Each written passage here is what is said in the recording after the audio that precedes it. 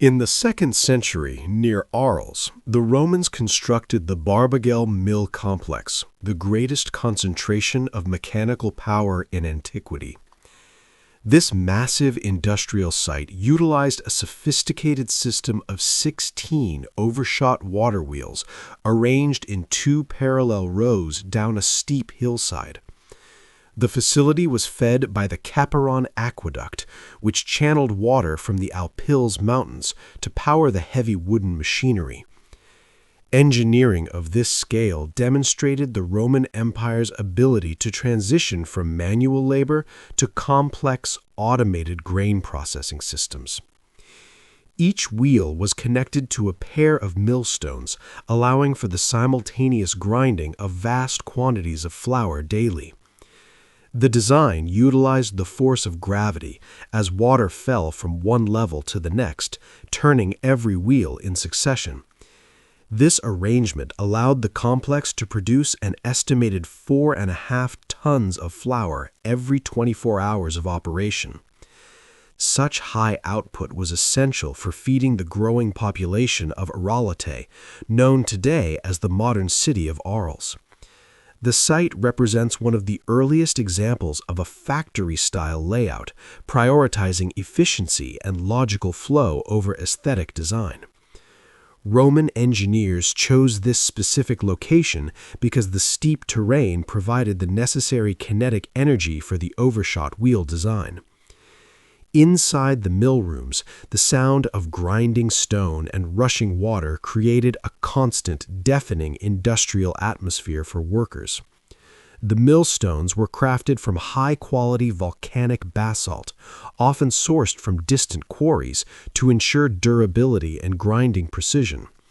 Laborers worked in shifts to maintain the constant supply of grain, pouring wheat into hoppers that fed the spinning stones. Maintenance of the wooden wheels was a critical task, as the constant moisture led to rot and structural fatigue over time. The flour produced here was not just for local consumption, but also supplied the Roman military stationed throughout the province. Sophisticated gearing systems allowed the vertical rotation of the water wheel to be converted into horizontal rotation for the millstones. Archaeologists have discovered evidence that the flour was sifted into various grades, catering to different social classes and needs.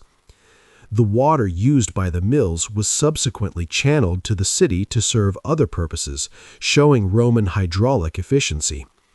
During peak operation, the site functioned like a modern industrial zone, with specialized workers managing logistics and machinery.